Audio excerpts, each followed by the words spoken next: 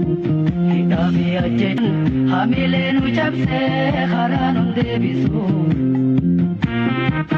Guyyaa bilisummaa dhiiga namaan ibsu falmata lakkisu.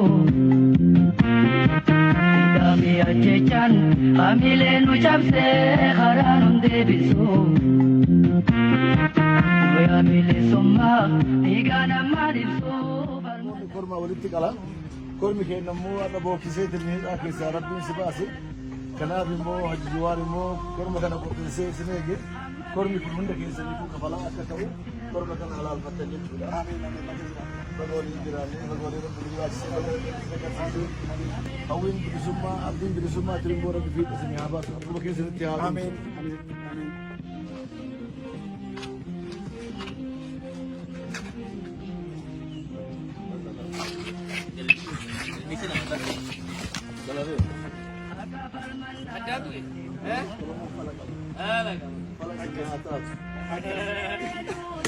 Isitti hin deebiin lammata. Ameen. Isin Fayyadameellee aljiruullee haikamu. Ya Rab, nu moosisi, nu walaboomsi.